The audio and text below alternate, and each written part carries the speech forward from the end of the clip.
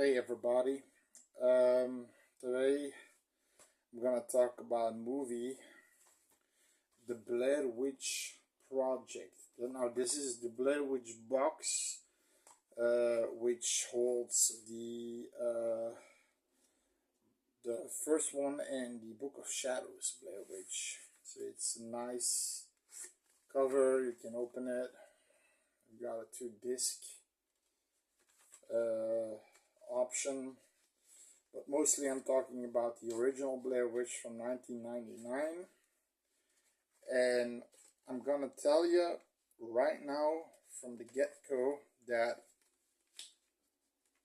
the first one is my, if you would ask me what's your top 5 favorite found footage horror movies, the first one would be at the top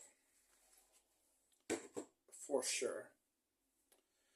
And a little synopsis about the movie. You've got 3 film students: Harry Donahue, Mike, don't know his last name, and Joshua Leonard. And they have this project about the Blair Witch. They go to Burkittsville, formerly named Blair. I think it's at, where Maine is, Massachusetts, where you've got Salem, where the witch trials were held back in the early 90s or 1800s or what, or 1600s. I'm not sure which year. I'm not a big historian, but I know I went there, and apparently a lot of these women were burned because they had mental deficiencies or something, and they thought witch, and they just burned them. And probably all the women they burned were just ill, and they didn't know what that was. So it's pretty fucked up. Now they go in this movie to the woods to go interview some people. They eventually find themselves camping in the woods. Now shit hits the fan fairly,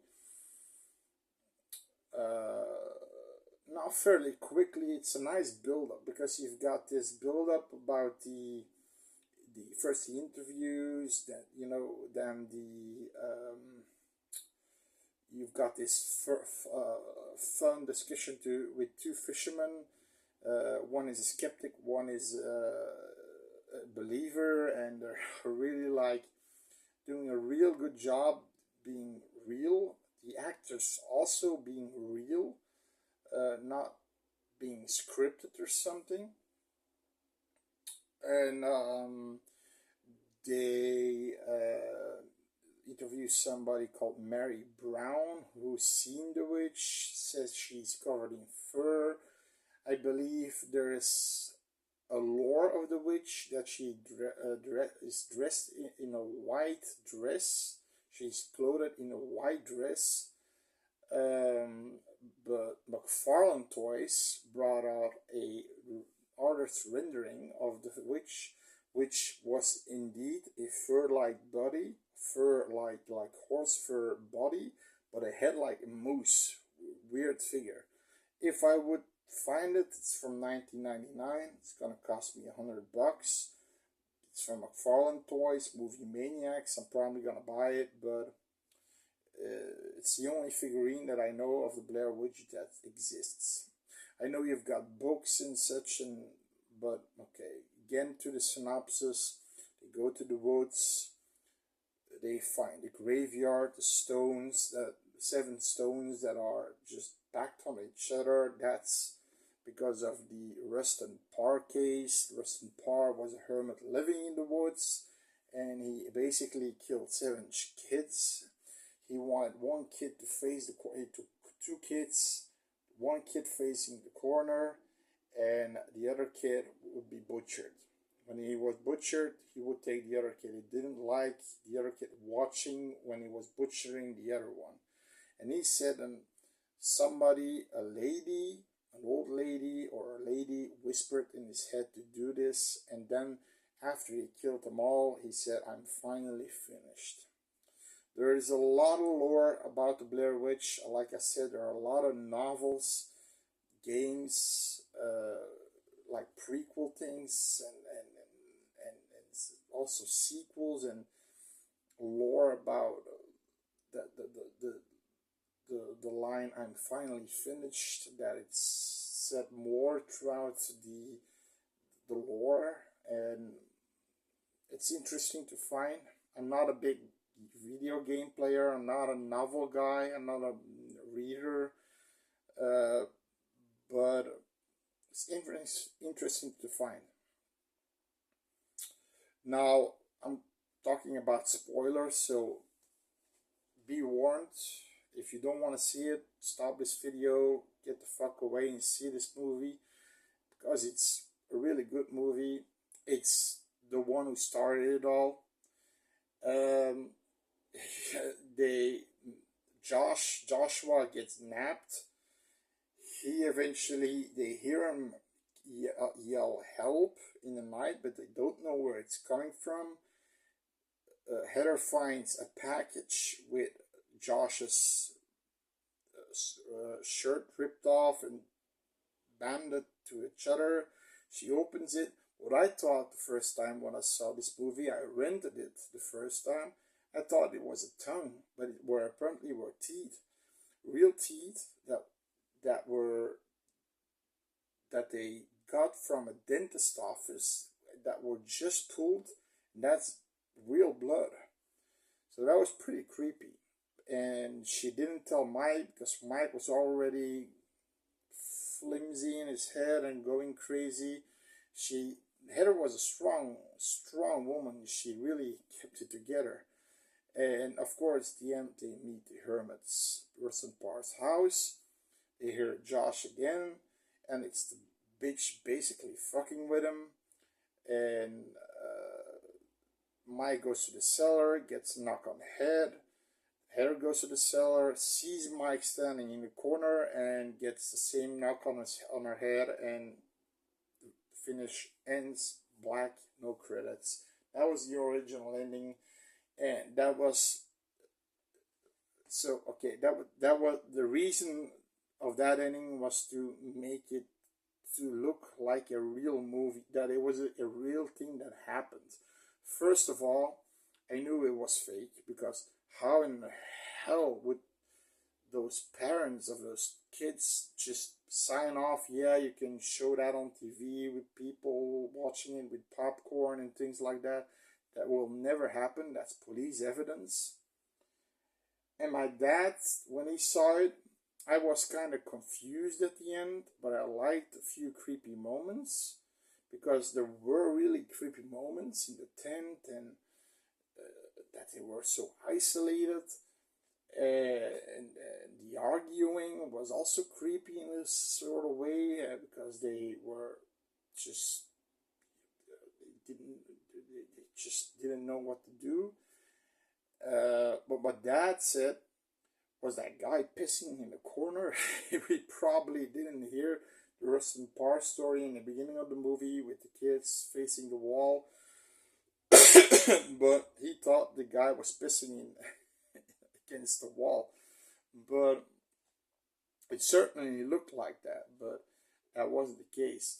You've got alternative endings, which, because there is a side plot where a lot of people think it's not supernatural, it's just Josh and Mike trying to kill Heather, because there's an ending where Heather runs to the basement and sees Mike looking at her in an evil way, gets knocked down by probably Josh.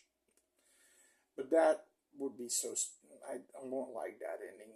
The paranormal ending, because when the first time they run out of their tents, because there's a lot of shaking in their tents, Heather yells, "What the fuck is that? What the fuck is that?" She was supposed to see a white humanoid figure in the distance that looked like a figure in a white dress.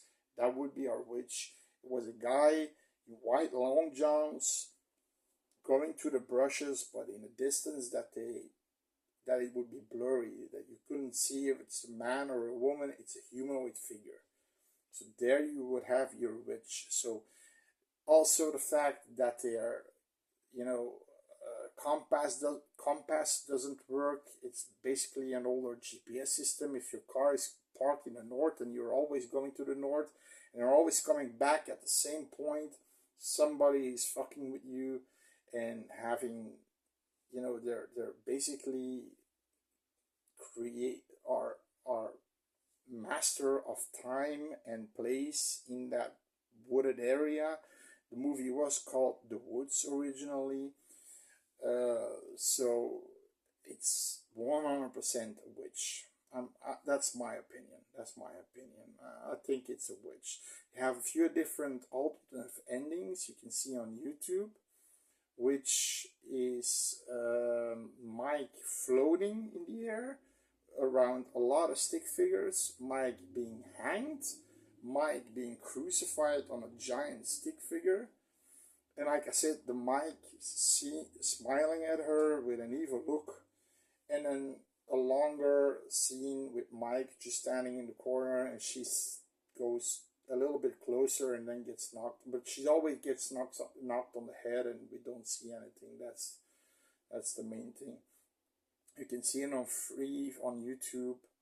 You can see the documentaries for free on YouTube. The Burkittsville 7, The Curse of the Shadow, or the Blair Witch, or The Curse of the Blair Witch. I'm not sure what it's called.